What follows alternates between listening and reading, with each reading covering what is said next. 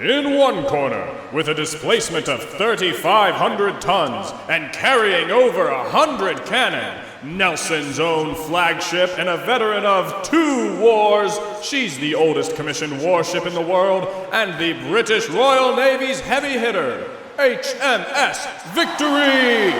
And in the other corner, the bold Challenger, coming in at a displacement of 2,200 tons and punching well above her weight with over 50 guns. She's licked the British before, and now she's here for more. It's Old Ironsides herself, USS Constitution! The nonsensical rivalry between these two has been waged by internet fanboys and armchair admirals for years, but at last the age-old question will finally be answered. When these two titans of the sea face off, who will win? Thank you, Mr. Bit, and now we have the long-awaited answer to that most controversial of questions in naval history. If we can have a drum roll, please. The answer is, the winner is, who cares? Who cares? It doesn't actually matter. It's a silly question to begin with. Come now, you're better than this. It's a silly question. There are much more productive ways that you can be spending your time, your mental energy, your research, things like that. Now, allow me to explain myself.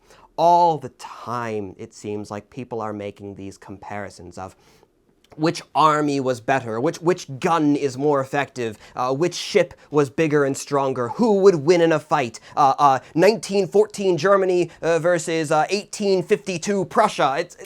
These are nonsensical comparisons. First off, oftentimes they're comparing apples to oranges. In the case of, say, the USS Constitution versus the HMS Victory, well, the Constitution is a heavy frigate, super heavy frigate. It is designed largely for commercial activities, for raiding and protecting commerce, for attacking smaller other, in this case, British commercial raiding vessels. It is not a heavy hitter designed to take part in line battles in the same way that, say, a first-rate ship of the line was. HMS Victory is a ship largely designed to maybe if it's going to be defending anything, it would be defending large fleets, it would be defending troop transports, things like that. It's designed as a vessel to attack other vessels of equal scale. If for some reason we were to have a frigate go up against a first rate, well, yes, odds are that in every situation, honestly, the first rate is going to win. No matter what, but U.S. Constitution has very, very, very skilled crew. Oh yes, some of the best sailors in the world were New England sailors alongside English sailors, and well, British sailors, I should say. They pulled from all sorts of different nations for their navy. But even still, it's heavily outgunned, it's heavily outmanned and everything. Unless we start tweaking the scenario, HMS Victory is going to win. And that doesn't say anything about the quality of the nations, the quality of the navies. It doesn't say anything bad against the American Navy or anything good against the British Navy. Both, in their respective, fashions, were extraordinarily, skilled forces, very, very good forces.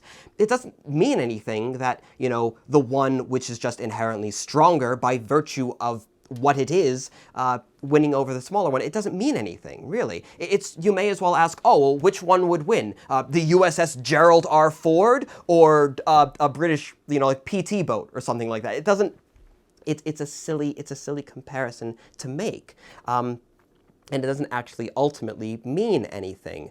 This is not meant to be an instance of pride for either force. It's not to be an issue of contention among the two peoples. It's history. I think this is a good way to put it simply, is that history is not a competition. Stop trying to make history a competition. Now, we have the basic idea that, yes, would the first rate win over even like a fifth rate or a fourth rate? Yes, it would, because it's a bigger ship with more guns and whatnot. That doesn't mean anything. But, you may say, what if in this fight of the USS Constitution versus HMS Victory, what if it was the HMS Victory right after the Battle of Trafalgar, when Nelson was dead, so the crew was very demoralized, when they had smaller, indeed, manpower because of the injuries they had sustained? What if the hull of the ship was a bit wounded and some of their guns were taken out? Meanwhile, USS Constitution was full fighting fit. It was all fully equipped. It was ready to go, rearing for the fight and everything. Well, okay, I guess yes. In that situation, the Constitution could win against the Victory because we've changed the situation. Oh, but what if the Victory also had this other situation? The point being, you can, if you really want to play these games of comparison, you can tweak any sorts of factors you want to, and you can make it to where any side wins. It becomes ultimately fruitless because so much can be altered to really lead to whatever result you want to. There's all sorts of programs like, The Deadliest Warrior, and like what was it, Discovery Channel or History Channel or whatever. It's taking two completely different kinds of soldiers in history, like, oh, ninjas versus Spartans, who would win? It's like, well, what's the situation of the fight? Are we talking about a line battle? Are we talking, HMS Victory, USS Constitution, both ships are trying to destroy one another? They're just lining up and broadsiding? Well, obviously Victory is going to win. Or perhaps are we talking about there's a some sort of a commercial vessel, and both ships are trying to capture that vessel? Well, then the Constitution's going to win hands down because it's the faster vessel, it's more agile. It's designed for commercial raiding in so many ways as a frigate. That's what they do. Are we measuring, which crew was better? Okay, well, how are we measuring which crew is better? Are we talking about which crew is able to fulfill the functions of its vessel more ably? In which case we have to define what the functions of the vessel are and how we're measuring these things, how these metrics are going to be compared. It becomes extraordinarily complicated. If you want to do it honestly, and it seems like all too often when people enter into these sorts of debates, they don't want to do it honestly, that they want to just do what they think sounds cool, and they want their side to win more often. Like, oh, the Constitution had very strong hull. The Victory had a crew of almost 1,000 men. People, they'll play up whatever factors are most pleasing to them personally. But if you want to do this sort of thing honestly, academically, you have to define literally every single parameter within the test, so to say. You have to define how you're testing them as far as how you would determine which one would be better. You'd have to measure every single fact and statistic about the vessel ever. You'd have to determine, okay, what condition are the crews in? Who are the officers leading them? What years are we talking about for the numbers and for the statistics that we're pulling for these vessels? What sort of primary accounts are we looking at and actually considering, truthful or honest or worthy of examination in terms of these sorts of, very ethereal qualities of a fighting ship, versus which accounts are we going to say are, no, that's a little bit more Whiggish, that's a bit more, triumphalist, it's maybe not as accurate to the reality of the thing.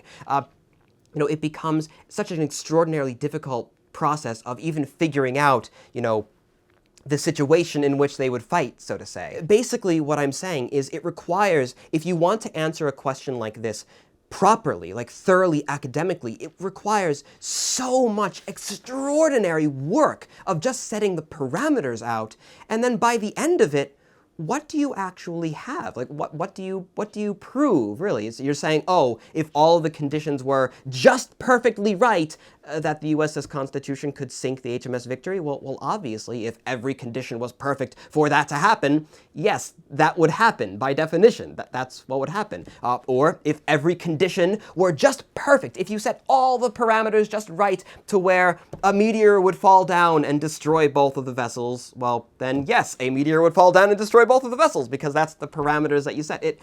It's a fruitless operation, is my point of the whole thing. Yes, you can say that there are scenarios in which the Constitution wins, and yes, there are scenarios in which the Victory wins, but ultimately, what do those scenarios actually prove? What does it actually say? It doesn't really say anything. Is there a scenario, are there situations in which, Germany could have beaten Russia during World War II? Yeah, sure, I guess, if you want to tweak the numbers as much as is required to make it happen. Is there a situation in which Britain would win over the United States in the American Revolutionary War? Yes, there are. If you want, can you tweak the figures to where Napoleon ends up winning in Europe? Yes, you can. It's all just becoming fiction. And basically, the further you go down these sort of what-if scenarios, basically this is a rant against alternative histories, the more you tweak factors and ratios and numbers and all these different things to change the outcome, so to say, of historical figures, historical events, is the less valuable it becomes as a mental or a thought experiment. People oftentimes justify these things as, oh, well, it's a thought experiment, but ultimately there's no value, I don't think, to it. You can make whatever happen that you want to, so long as you're willing to change enough of the factors in the history. What's much more valuable, I think, is rather than taking, yes, for example, a question such as, who would win HMS Victory versus USS Constitution in this waters, in this year, with these crews, with this history for all the crews, with these officers commanding, with this many guns, but these are the guns that are not working, these are the guns that are working, the misfire rate of this because the powder was wetted this much on that ship, but the other ship maybe has a disadvantage because their rope is rotting away because they had an infestation of some sort of a pest on the ship, but these people had bubonic plague, and these people get carried away. They get so utterly carried away with the minutiae, these little details of things that didn't happen, that I wonder what possibilities would there be if instead of people focusing on that, if people instead focused on the minutiae of what did happen.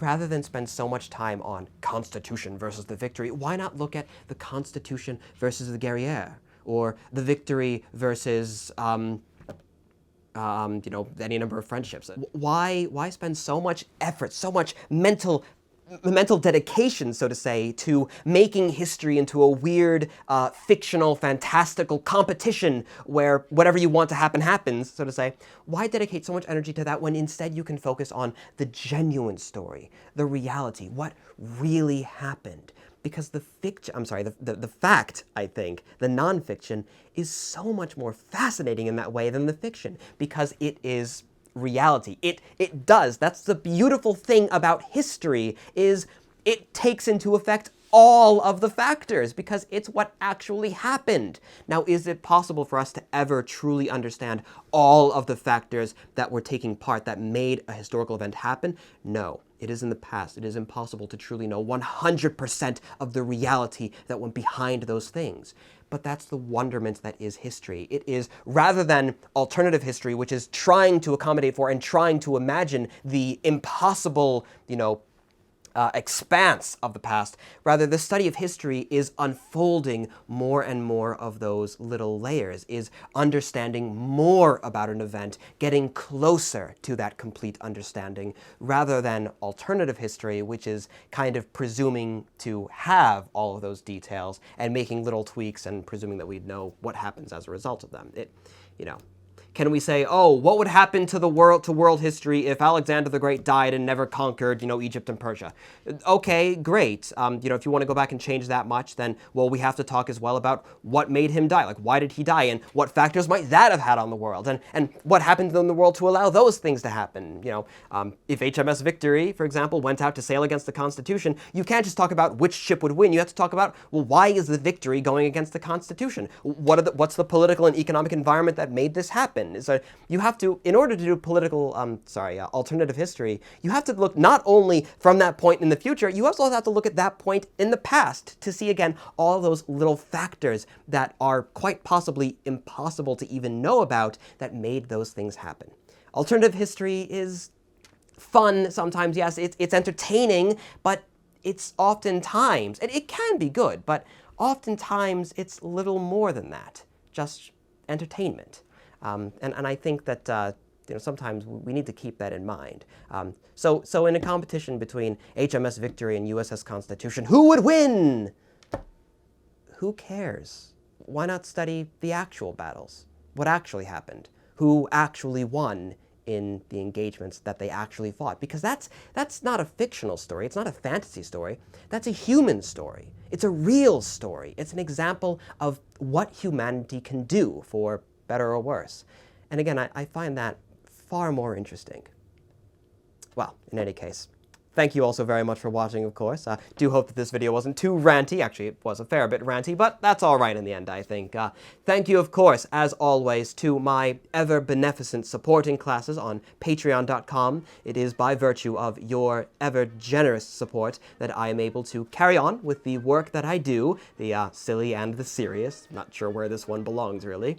And, of course, to you as well, my dear viewer. Through your own viewership, you also allow me to continue my work, and I am ever greatly thankful for that support as well. Thank you so very much for watching, and of course, until the next time, I am, and I shall remain, of course, your most humble and obedient of servants.